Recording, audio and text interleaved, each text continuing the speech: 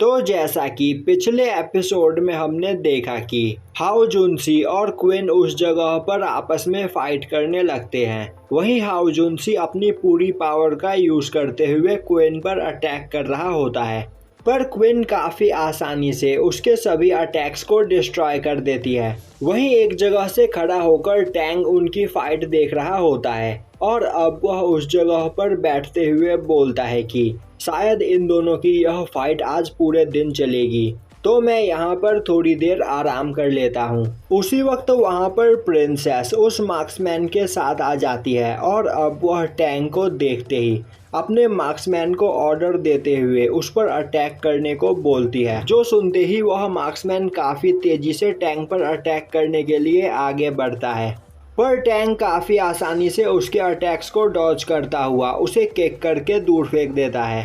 अब टैंग की पावर को देखकर प्रिंसेस हैरान हो जाती है। तभी टैंग उस हैमर का हैंडल निकालकर वहां रख देता है और दोबारा उस जगह पर बैठकर फाइट देखने लगता है।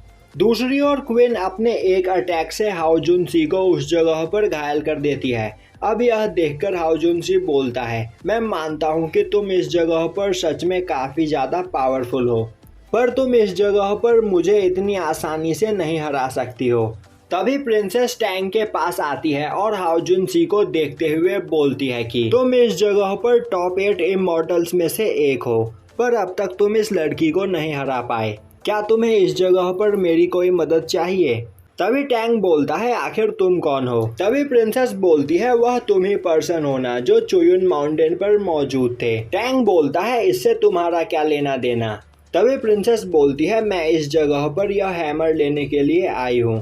तभी टैंग बोलता है, तो क्या तुम इस हैमर की बात कर रही हो? अब वल्कैरी हैमर को देखते ही प्रिंसेस हैरान हो जाती है, क्योंकि वह उस जगह पर टूटा पड़ा होता है। दूसरी ओर हाओ जुनसी अपने स्वॉर्ड से अपना सबसे पावरफुल अटैक करके क्वीन के स्वॉर्ड को डिस्ट्रॉय कर देता है, जिसके बाद वह क्वीन पर अटैक करने के लिए आगे बढ़ता है, पर उसी वक्त टैंग बीच में आते हुए उसका हाथ पकड़कर उसे घुमाकर दूर फेंक देता है।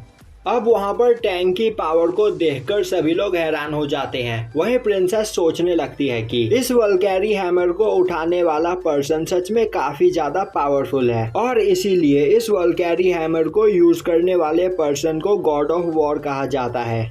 जिसके बाद वह सोचने लगती है कि यह एक अच्छा मौका है इस हैमर को चुराने का, और अगर वह इस जगह पर ज़्यादा देर तक रुकी तो उसकी आइडेंटिटी के बारे में सबको पता चल जाएगा, तो उसे इस जगह से जल्दी निकलना होगा।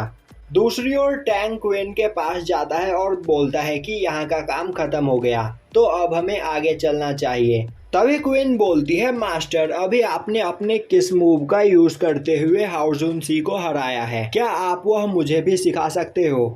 टैंग बोलता है, यह बहुत आसान है, मैंने बस उसके हाथ को पकड़कर उसे उठाकर दूर फेंक दिया और कुछ भी नहीं। यह सुनकर क्वीन काफी हैरान होती है। तभी टैंग पीछे मुड़ता हुआ बोलता है, यहाँ पर जो पर्सन खड़ा था आखिर वह कहाँ गया और आखिर वह था कौन? अब क्वीन उसे बताती है कि वह शायद से प्रिंस टैंग टमेटो था और वह इमॉर्टल लिस्ट के टॉप 3 मेंबर्स में से एक है। यह सुनते ही टैंग बोलता है, पर वह तो मुझे कोई लड़की लग रही थी, आखिर वह प्रिंस कैसे हो सकता है?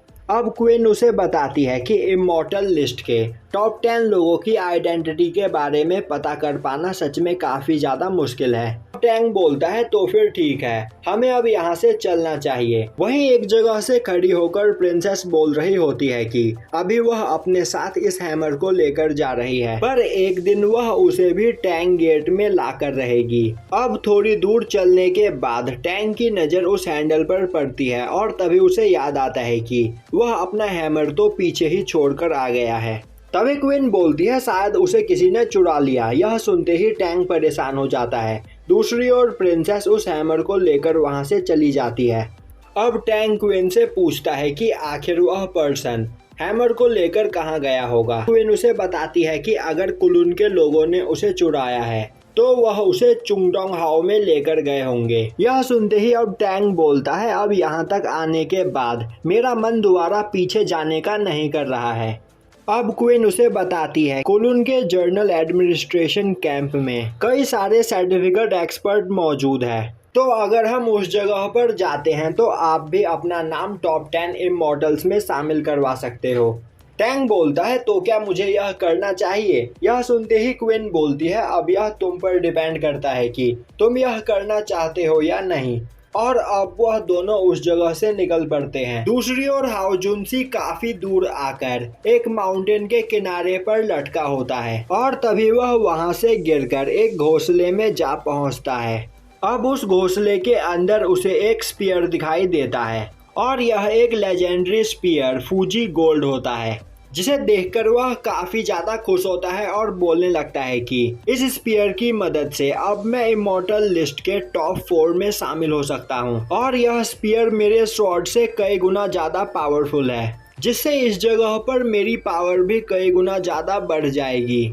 जिसके बाद वह उस स्पीयर को लेकर उस पर फ्लाई करते हुए कहीं जाने लगता है। वहीं वह बोल रहा होता है कि अब मुझे इस जगह पर एक पियरलेस वेपन मिल चुका है, जिसका यूज करते हुए मैं फ्लाई भी कर सकता हूँ।